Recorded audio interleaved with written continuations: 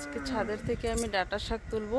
সে ডাঁটা শাকের মোটা মোটা ডাঁটা হয়েছে, সে ডাঁটা দিয়ে আলু দিয়ে বেগুন দিয়ে কাঁঠালের বীজ দিয়ে একটা নিরামিষ তরকারি হবে। আজকে সোমবার নিরামিষ খাবো, তা নিরামিষে আজকে ভাবছি এই ডাঁটা ফাটা এসব দিয়ে একটা নিরামিষ সুন্দর একটা তরকারি করব। তো চলো এই শাকগুলো এখন তুলি। এই যে বড় বড় শাক হয়েছে, দেখো এই যে শাকগুলো এখন পুরো গোড়া থেকে উঠিয়ে নেব। বাপরে মাটি ভর্তি গোড়ায়। এই যে একটা ডাঁটা উঠালাম, দুটো তিনটে উঠালে হয়ে যাবে। দুটো উঠালাম। এই যে আর একটা ডাঁটা শাক, এটা ওই বালির ভিতর হয়ে গেছে। বাপরে উঠানো যাচ্ছে না, এত মানে গোড়া। হ্যাঁ উঠালাম। এই দেখো কত বড়, কত সুন্দর ডাঁটা। এই যে তিনটে শাকে, ডাঁটা শাক আর এর ভিতরে দেব আলু বেগুন কাঁঠালের বীজ, এই সব দিয়ে আজকে রান্না হবে। এই যে দেখো তিনটে শাক তুল। এই যে দেখো তোলা হয়ে গেছে আমার ডাঁটা শাকটা, অনেকটা বড় হয়েছে গাছ, তিনটে গাছ উঠিয়েছি বড় বড়। এই শাকের থেকে কিছুটা শাক বের করব পরিষ্কার করে, আর কিছু ডাঁটাগুলো সবই দেব। এখন এই ডাঁটা দিয়ে বাকি সব কিছু দিয়ে রান্না করব। যাই তাহলে তলে গিয়ে সব পরিষ্কার করে রান্না বান্না আরম্ভ করি। তো এখন আমি এই যে সবজিগুলো কেটে নেব। এই যে ডাঁটা শাক পাতা শাকগুলো দিতে পারলাম না, এগুলো একটু কীরকম হয়ে গেছিলো।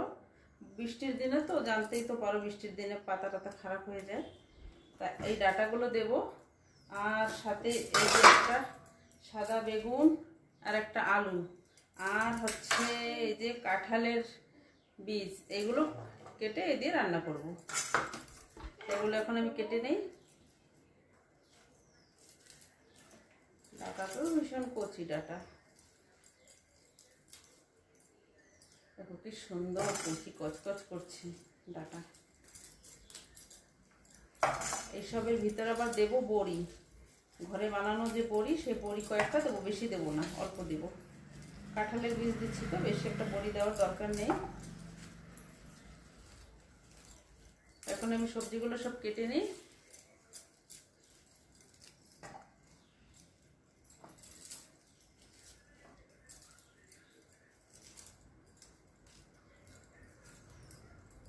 ডাঁটাগুলো অনেকটা মোটা মোটা, মোটা ডাঁটাগুলো আবার মধ্যেখান থেকে এরকম কেটে দেবো, না হলে ভিতরে আবার একটু লবণ টবণ ঢুকবে না। লবণ না ঢুকলে ডাঁটা খেতে ভালো লাগে না, জল জল লাগে।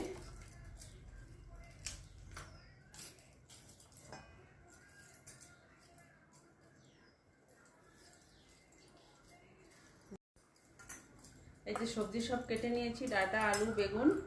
এখন কাটতে বাকি আছে কাঁঠালের বীজ। কাঁঠালের বীজ কাটতে তো জানো কত সমস্যা।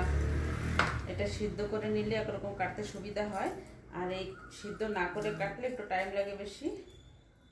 তাও করে নিচ্ছি ধীরে ধীরে, একটু সময় বেশি লাগবে।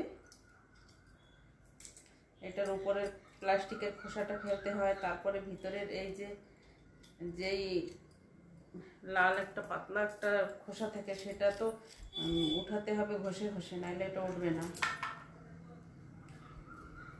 কাঁঠালের বীজ কাটাটা খুব সমস্যারই কাম। ধীরে ধীরে পরিষ্কার করে নেই, মাছের আঁশ উঠানোর মতন উঠাতে হয়। এই যে এইভাবে পরিষ্কার করে নিয়েছি।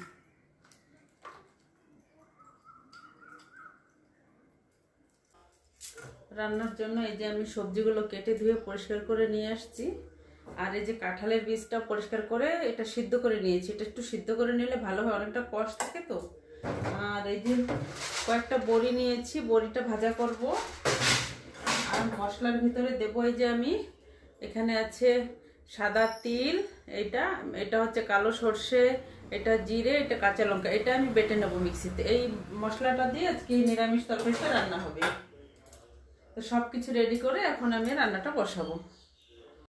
সরষের তেলে এখন আমি বড়ি কটা ভেজে নেব।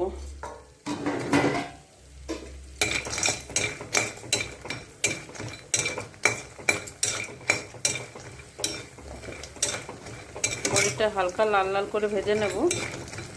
লাল হয়েই গেছে, ভাজা বসাতে বসাতেই হয়ে যায়। বড়িটা ভাজা হয়ে গেছে, এখন বড়িটা আমি তুলে রাখবো। তেল দিয়েছিলাম, তেল গরম হয়ে গেছে। এখন ফোড়নে জিরে আর কয়েকটা শুকনো লঙ্কা দিলাম। এখন এর ভিতরে আলু আর এই কাঁঠালের বীজ সিদ্ধ এগুলো দিয়ে দেবো।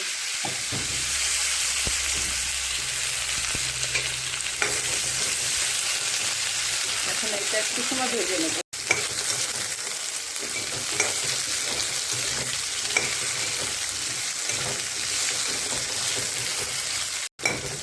কিছু সময় ভেজে নিয়েছি। এখন এই যে কেটে রাখা ডাঁটা আলু, এই ডাঁটা আর বেগুনটা দিয়ে দিলাম।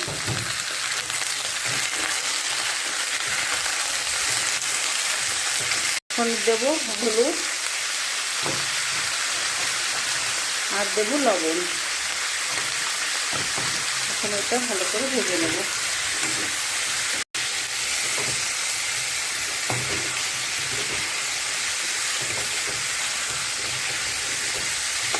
এটা ভাজা হতে থাকুক, তার ভিতরে আমি এখন মশলাটা বেটে নিয়েছি। দেখো সবজিটাও ভালো করে কষানো হয়ে গেছে, আর না কষালেও চলে, সুন্দর কষানো হয়ে গেছে। বেটেছিলাম যে মশলাটা, সেই মশলাটা এখন আমি দিয়ে দেব। এখানে কাঁচা লঙ্কা, তিল, সর্ষে, জিরে এসব আছে। এখন মশলাটা দিয়ে কিছু সময় ভেজে নেব। দেখো কত সুন্দর দেখাচ্ছে মশলাটা দেওয়ার সাথে সাথে। নিরামিষ সবজিতে এরকম সর্ষে, তিল এসব বাটাবাটি করে দিলে ভীষণ ভালো লাগে।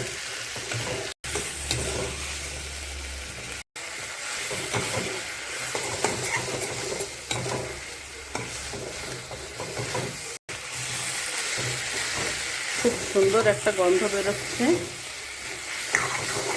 আর দেখতেও দারুণ লাগছে। তোমরা ওইভাবে ডাঁটা দিয়ে নিরামিষ সবজি মানে যা হোক এসব রান্না করে খেয়ে দেখো, এভাবে এরকম মশলাপাতি দিয়ে ভীষণ ভালো লাগবে। মশলাটাও কষানো হয়ে গেছে আমার, দেখো। এখন দিয়ে দেবো জল।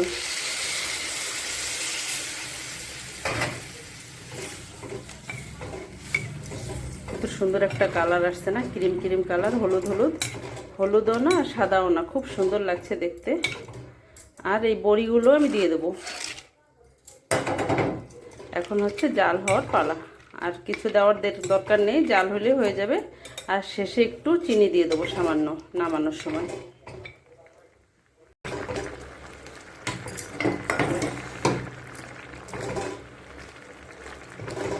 তরকারিটা ভালোভাবে ফুটে উঠেছে। এখন আমি এটা ঢাকা দিয়ে রেখে দেবো কিছু সময়ের জন্য।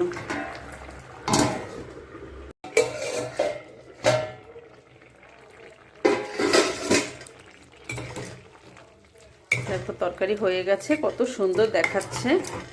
একটু ধোঁয়া ওরে যে আবছা হয়ে যায়। এখন এখানে একটু চিনি দিয়ে দেবো, সামান্য একটু। মিষ্টি না দিলে, এই নিরামিষ সবজি তো ডাঁটা দিয়েছি, মিষ্টি দিলে ভালো লাগবে। এই যে বেশি দিলাম না, আধা চামচের মতন চিনি দিয়েছি। দিয়ে একটু নাড়াচাড়া দিয়ে গ্যাসটা বন্ধ করে দেব। দেখো কত সুন্দর হয়েছে, দেখতে দারুণ হয়েছে, খেতেও দারুণ লাগবে। আমার রান্নাটা কেমন লাগলো তোমাদের, ভালো লাগলে একটা লাইক করে দিও। আজকের মতন এইখানে রাখি। সবাই ভালো থেকো, সুস্থ থেকো।